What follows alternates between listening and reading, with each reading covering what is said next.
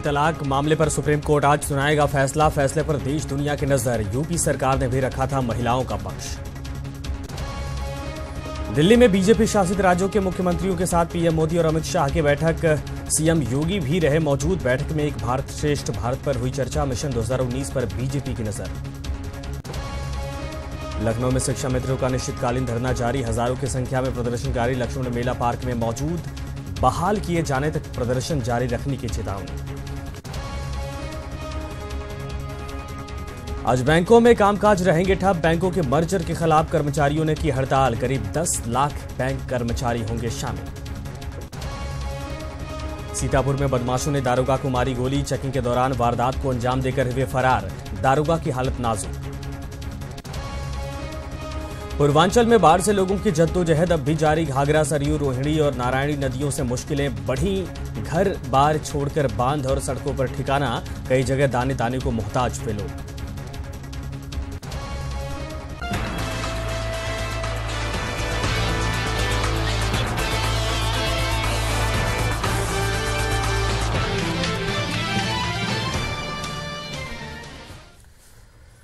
नमस्कार, आप देख रहे हैं सुप्रभात यूपी। मैं हूं आपके साथ संजय यादव। आज का दिन इतिहास के पन्नों में दर्ज हो सकता है क्योंकि 3 तलाक को लेकर सुप्रीम कोर्ट से आज अहम फैसला आने वाला है। लंबी सुनवाई के बाद कोर्ट आज ये तय कर देगा कि देश में 3 तलाक का कानून रहेगा या नहीं।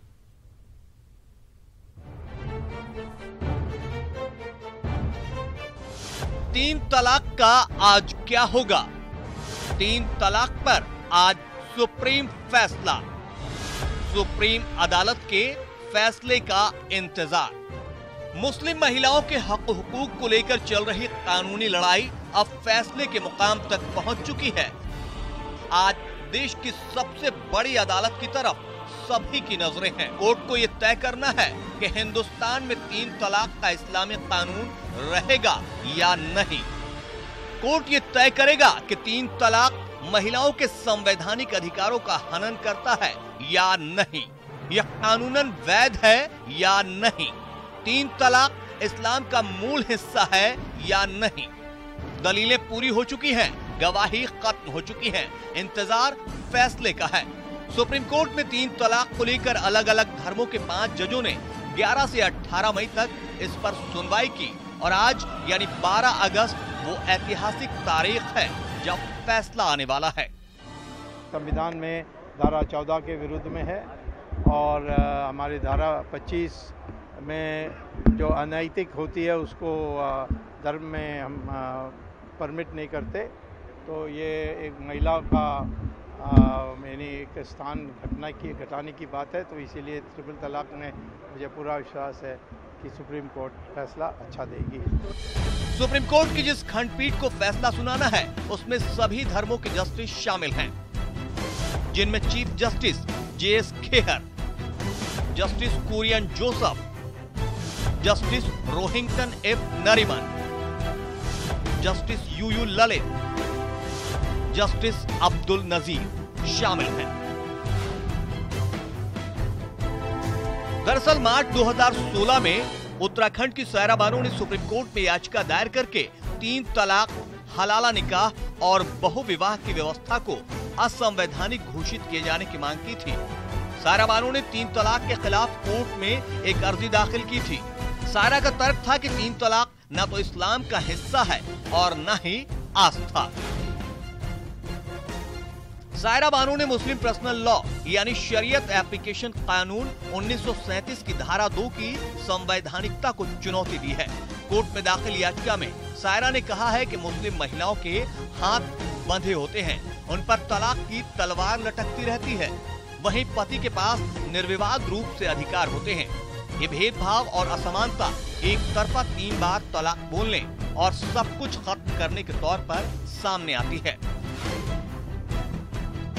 All India Muslim personal law board ने माना था कि वो सभी काजियों को एडवाइजरी जारी करेगा ताकि वे ट्रिपल तलाक पर न केवल महिलाओं की राय लें बल्कि उसे निकाहनामे में शामिल भी करें। सुप्रीम कोर्ट में अपनी ओर से दिए गए हलफनामे में केंद्र सरकार ने कहा था कि वो 3 तलाक की प्रथा को वैध नहीं मानती और इसे जारी रखने के पक्ष में नहीं है। इन तमाम पक्षों की राय जानने और समझने के बाद अब अदालत को अपना फैसला सुनाना है, जिसका सभी को बेसब्री से इंतजार है। Bureau report, ETV news.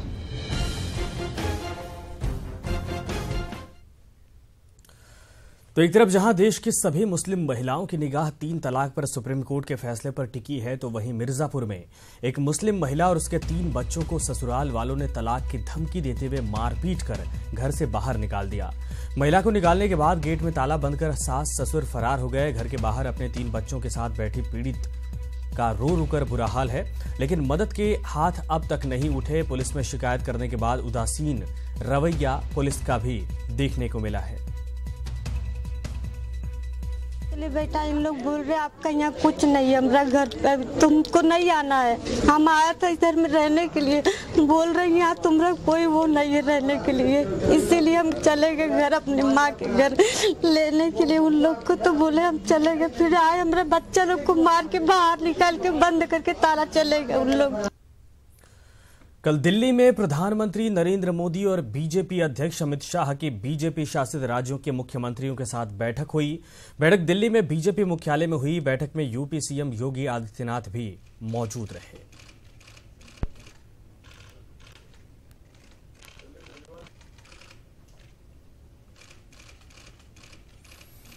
तो कल प्रधानमंत्री ने खुद ये बैठक बुलाई थी और सभी मुख्यमंत्रियों को जो बीजेपी शासित राज्यों के हैं उनको बुलाया गया था। आप तस्वीरों में देख सकते हैं यूपी के सीएम योगी आदित्यनाथ खुद पहुंचे थे और अमित शाह ने भी इस बैठक को संबोधित किया। पीएम ने खुद संबोधित किया। कुल मिलाकर 2019 लोकसभा चुनाव को लक्ष्य रखते हुए इसमें मंथन का दौर चला। तो बीजेपी का ये मंथन दिल्ली में ये बैठक संपन्न हुई कल।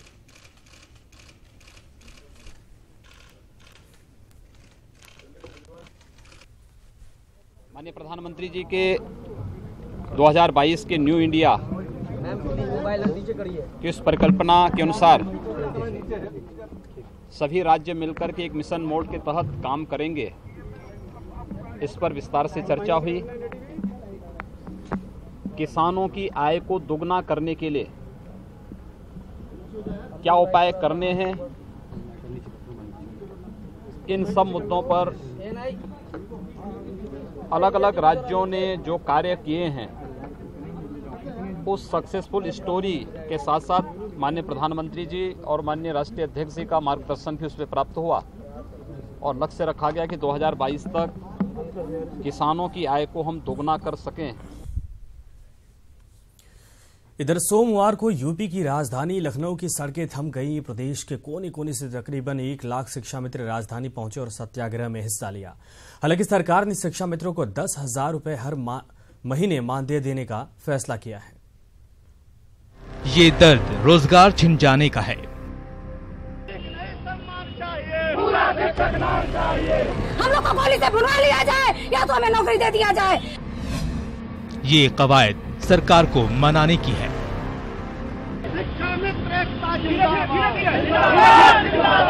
चाहे 1 वर्ष लग जाए, हमारा इसी तरीके से आंदोलन चलता रहे।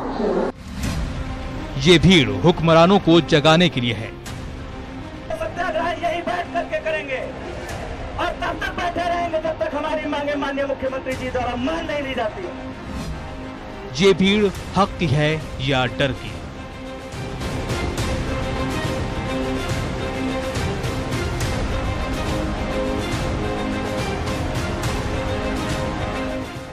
हालांकि राज्य सरकार ने अहम फैसला लेते हुए शिक्षा मित्रों को 10,000 रुपए महीने मानदेय के साथ टीईटी में सेवा वर्ष के आधार पर 2.5 अंक हर साल और अधिकतम 25 अंक का वेटेज देने का फैसला किया है। सरकार का ये नया फैसला 1 अगस्त 2017 से मान्य होगा। इससे पहले राजधानी लखनऊ में प्रशासन की ओर से धारा 144 लगने के बाद भी प्रदेश के 1 लाख शिक्षा मित्रों ने लक्ष्मण झूला मैदान में डेरा जमा दिया।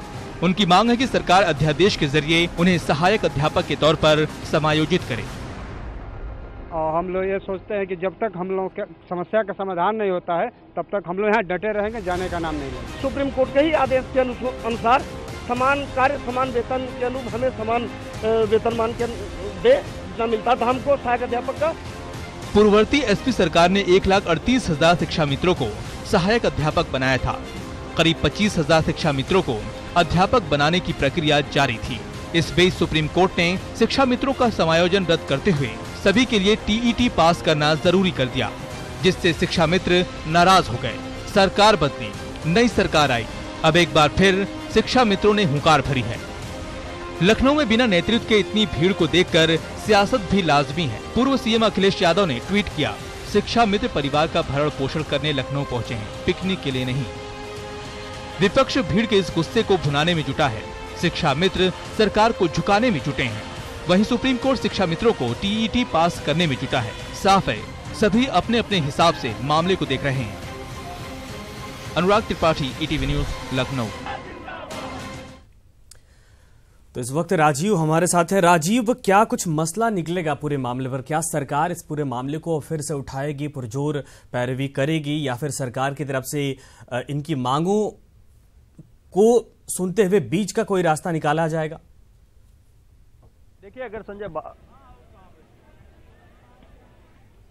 संजय बात की जाए सरकार की, तो सरकार भी लगातार ये प्रयास कर रही है कि जो यूपी के तमाम लाखों शिक्षा मित्र हैं लगातार वो संघर्ष कर रहे हैं, क्योंकि इसके संबंध में सरकार ने ये सुझाव दिया है। कल शासन ने भी ये ऐलान किया है कि जो शिक्षा मित्र हैं इनको 10,000 का मानदेय देने को वो तैयार हैं, और साथ ही साथ इनकी सहायक शिक्षक के रूप में समायोजन के लिए वो 15 अक्टूबर को यूपी टीईटी का एग्जाम कराएंगे, जिसका पूरा शेड्यूल जारी कर दिया गया है। और साथ ही शासन स्तर पर यह भी प्रस्ताव दिया गया है, क्योंकि सुप्रीम कोर्ट ने ये कहा था कि जो शिक्षा मित्र हैं उनको अनुभव के आधार पर अगर सरकार चाहे तो वेटेज भी दे सकती है। इस फार्मूले के तहत सरकार ने ये तय किया है कि जो शिक्षा मित्रों का अनुभव है प्रतिवर्ष 2.5 अंक के हिसाब से जब टीटी की परीक्षा होगी, और दिसंबर में इनके समायोजन की बात कही जा रही है सहायक शिक्षक के रूप में, तो इनको अधिकतम 25 अंक का वेटेज मिलेगा। और साथ ही साथ जो यूपी टीटी करने वाले लोग हैं उनको उस परीक्षा। राजीव, आपके पीछे कुछ लोग खड़े हैं जो सरकार का ये फैसला है जो अब कुछ दिनों बाद मान्य हो जाएगा, लागू हो जाएगा, क्या इससे सहमत हैं? बात करिए इनसे।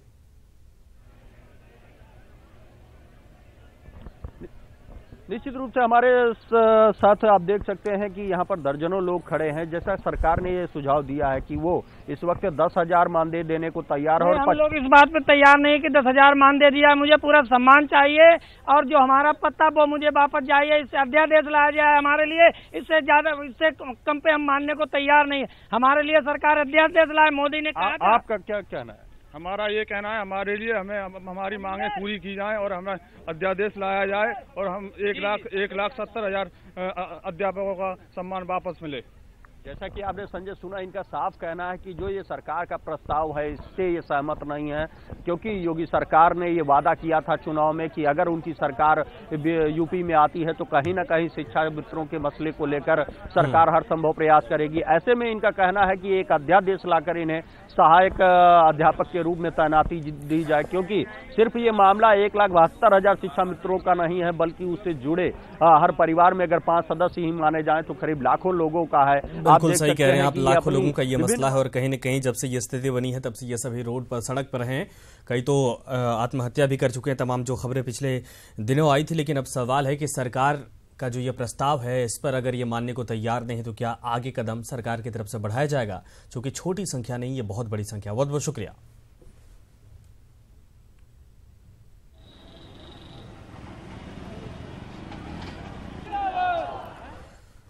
और खबर सीतापुर से है। लखीमपुर खीरी के मैगलगंज थाना इलाके में बीती रात वाहन चेकिंग कर रहे एक दारोगा को बदमाशों ने गोली मार दी, जिससे वो गंभीर रूप से घायल हो गए। घायल दारोगा को इलाज के लिए सीतापुर के जिला अस्पताल में भर्ती करवाया गया, जहां प्राथमिक उपचार के बाद डॉक्टर्स ने ट्रोमा सेंटर लखनऊ रेफर कर दिया। और बताया जा रहा है कि दारोगा सूर्यमणि यादव NH 24 पर वाहनों की चेकिंग कर रहे थे। इसी दौरान एक पिकअप को उन्होंने रोकने का इशारा किया, लेकिन पिकअप चालक ने वाहन नहीं रोका तो दारोगा उसका पीछा करने लगे। जवाब में बदमाशों ने गोली मारकर उन्हें घायल कर दिया और फरार हो गए। यादव को on duty gun shot injury हुई है, जो कि एंट्री वूंड जो है बेस ऑफ द नेक में है और एग्जिट वूंड नहीं है, बट वाइटल्स उनके जो है वाइटल BP पल्स वगैरह सब नॉर्मल है। He is talking normally, but because कि वो वहाँ पे वाइटल एरिया में गन शॉट इंजरी है, इसलिए हम रेफर कर रहे हैं KG। इंस्पेक्टर और वहाँ SI सूर्य यादव फोर्स के साथ रोड पर संदिग्ध वाहन और संदिग्ध व्यक्तियों की चेकिंग कर रहे थे। उसी दौरान एक पिकअप को इन्होंने रोका, पिकअप वाले रोका नहीं और इन्होंने पीछा किया, फिर वो बाइक करके गाड़ी इनके ऊपर फायर कर दिया, जिससे एसआई सुरमणि यादव के सीने में गोली लग गई है और उन्होंने तत्काल जिला अस्पताल सीतापुर लाया गया है, जहां इलाज के दौरान उन्हें लखनऊ ट्रामा सेंटर रेफर किया गया है। तो इस वक्त हमारे साथ नीरज हैं। नीरज, दारोगा को बदमाशों ने गोली मारी, उसके बाद फरार भी हो गए। अगर दारोगा इन सबों का पीछा कर रहे थे, क्या उसके बाद पुलिस टीम इनको घेर क्यों नहीं पाई? देखिए, ये दुस्साहसिक वारदात के बारे में जो यहाँ के संबंधित सीओ थे, उनका कहना था कि हाईवे पे चेकिंग के दौरान यह हादसा हुआ है और हादसे के बाद क्षेत्र की नाकेबंदी कर दी गई है और हाईवे पर जो भी चेकिंग वो गाड़ियां चेक की जा रही थी और उसके साथ ही अन्य वाहनों को भी रोक करके उनकी चेकिंग की जा रही है। लेकिन जो संबंधित वाहन था वो उसको पकड़ने में पुलिस पूरी तरीके से नाकाम रही है और निश्चित रूप से कहीं न कहीं से पुलिस की विफलता है, जिसकी वजह से इतनी बड़ी वारदात हुई और बदमाशों का सुराग पाने में पुलिस असफल रही। तो ये पुलिस की विफलता का परिचायक है और निश्चित रूप से जो बदमाशों में दुस्साहस बढ़ रहा है, हाईवे पर जो दुस्साहसिक घटनाएं हो रही हैं, उसको लेकर के भी एक बड़ा सवाल पुलिस के ऊपर है। चलिए, बहुत बहुत शुक्रिया नीरज इस पूरी तमाम जानकारी के लिए। दारोगा को गोली लगी है, इस वक्त स्थिति बताई जा रही खतरे से बाहर है, लेकिन कुल मिलाकर यह भी कहा जा रहा है कि पुलिस की कहीं न कहीं लापरवाही है, जिसके चलते इस घटना को अंजाम देने के बाद भी बदमाश फरार हो गए। 10 लाख बैंक कर्मचारी और 9 बैंकों के यूनियन के अधिकारी आज एक दिन हड़ताल पर रहेंगे। नेशनल ऑर्गेनाइजेशन ऑफ बैंक ने सोमवार को इसका ऐलान किया है और बैंकों के मर्जर के खिलाफ और कुछ अन्य मांगों के समर्थन में United forum of bank unions के तत्वाधान में सभी बैंक यूनियनों ने आज हड़ताल का आह्वान किया है। हालांकि निजी क्षेत्र के ICICI bank, HDFC bank, axis और कोटक महिंद्रा बैंक में कामकाज सामान्य रहने की संभावना है। इन बैंकों में चेक क्लियरेंस में देरी हो सकती है।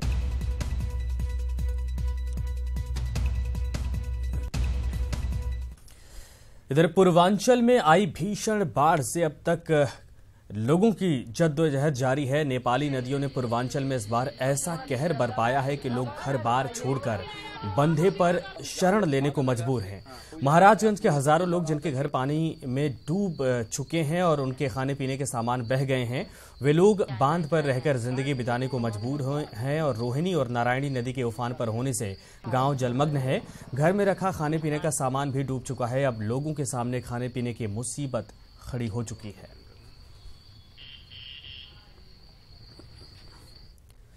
इधर बहराइच में घाघरा और सरयू का जलस्तर घटने के बावजूद बाढ़ की विभीषिका 16 दिन बाद भी जारी है।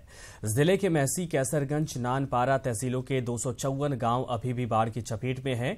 बाढ़ से जिले के करीब 2 लाख आबादी प्रभावित है। 5 दर्जन से अधिक गांव अब भी टापू बने हैं। घरों से पानी कम हो गया है, लेकिन गांव और गांव के बाहर आज भी बाढ़ का पानी भरा है। वहीं घाघरा एल्गिन ब्रिज पर खतरे के निशान से 39 सेंटीमीटर ऊपर बह रही है। एक तरफ जहां प्रशासन बाढ़ पीड़ितों को हर संभव मदद उपलब्ध करवाने की बात कह रहा है, तो वहीं बाढ़ पीड़ित राहत में शिथिलता का आरोप लगा रहे हैं। जिंदगियां लोग यहाँ पे खुले आसमान के नीचे बसर कर रहे हैं, किसी तरह सड़क वड़क पे जाके कहीं ऊंचा स्थान देख के खुले आसमान के नीचे। न खाने के लिए अनाज है, न पीने के लिए पानी है और न रहने के लिए छत है। ठीक है, हम अपने प्रदेश के मुख्यमंत्री जी से इतना अनुरोध करेंगे कि जो लोग बेघर हो गए हैं, घाघरा नदी ने जिनके घर अपने आप में समेट लिए हैं, उन विस्थापितों के लिए कहीं पे ज़मीन की व्यवस्था करा दें और उनको हो सके तो आवास दिला दें, नहीं तो ज़मीन तो अति आवश्यक है। इधर नेपाली नदियों के कारण यूपी में उफनाई घाघरा कई जिलों में तबाही मचा रही है। बलिया के 4 तहसीलों के सैकड़ों गांव पूरी तरीके से जलमग्न हैं। तटवर्ती इलाकों में जबरदस्त तबाही का आलम है। लाखों की आबादी वाले सैकड़ों गांव की हजारों एकड़ फसल बर्बाद हो चुकी है और गांव में पानी घुसने से लोग पलायन करने को मजबूर हैं। लेकिन बावजूद इसके कोई भी उच्चाधिकारी या जनप्रतिनिधि बाढ़ पीड़ितों की सुध लेने नहीं पहुंचा।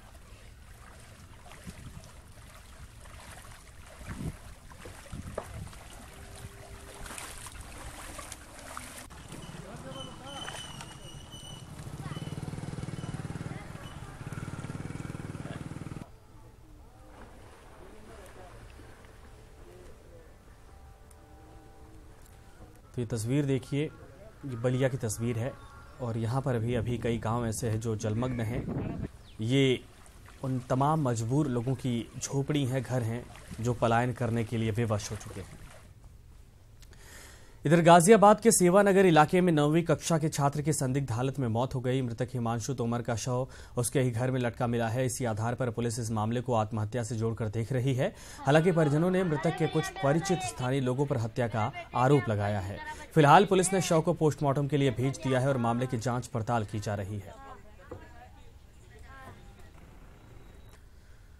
और खबर शाहजहांपुर से है, जहां उस वक्त हड़कंप मच गया जब स्टंट देख रहे 4 बच्चे झुलस गए। बच्चों को जिला अस्पताल में भर्ती करवाया गया है, जहां 2 बच्चों की हालत नाजुक बनी है।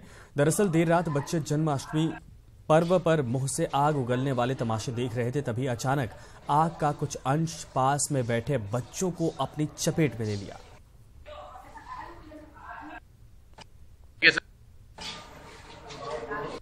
कैसे बच्चे जल गए? भाई स्टेज पे नाच गाना हो रहा था सब, ठीक है जी।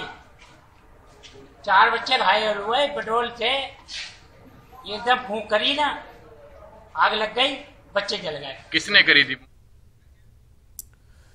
इधर नोएडा पुलिस ने नोएडा के सेक्टर 27 के अट्टा गांव में बड़े स्तर पर चल रहे सट्टे के अड्डे पर छापा मारा है और करीब 35 लोगों को धर दबोचा है। अवैध सट्टेबाजी पर एसएसपी ने चौकी इंचार्ज पर सट्टेबाजों को संरक्षण देने के आरोप में कार्रवाई करते हुए सेक्टर 27 अट्टा चौकी इंचार्ज धर्मेंद्र शर्मा, सिपाही महेंद्र सिंह को सस्पेंड कर दिया है। और खबर कानपुर से है, जहां पर अंतर्राष्ट्रीय 1 दिवसीय और 2020 क्रिकेट मैचों पर सट्टा लगाने वाले सटोरियों को लाखों रुपयों के साथ थाना कोतवाली पुलिस ने गिरफ्तार किया है।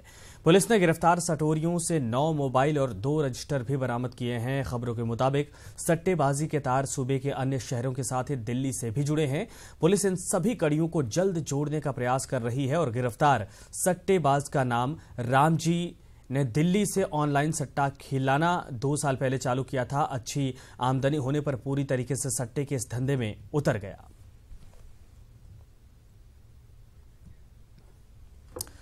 अगली खबर कानपुर से ही है, जहां पर सजेती सब स्टेशन में रमाकांत तहरीमऊ को ट्यूब बिल में कनेक्शन की लाइन लगाने के लिए तार की जरूरत थी, जिसके लिए रमाकांत कई दिनों से सब स्टेशन के चक्कर लगा रहा था, लेकिन हर बार उसे निराशा ही हाथ लगी। रमाकांत ने जब सब स्टेशन के जेई रामकृत वर्मा से बात की तो जेई ने रमाकांत से 10,000 रुपए की मांग रख दी, जिसके चलते रमाकांत ने इस बात की सूचना विजिलेंस विभाग को दी। विजिलेंस के आला अधिकारियों ने इस मामले को गंभीरता से लेते हुए अपनी एक टीम रमाकांत के साथ भेज दी। मौके पर जेई द्वारा पीड़ित से 5,000 रुपए लेते हुए विजिलेंस की टीम ने उसे गिरफ्तार किया।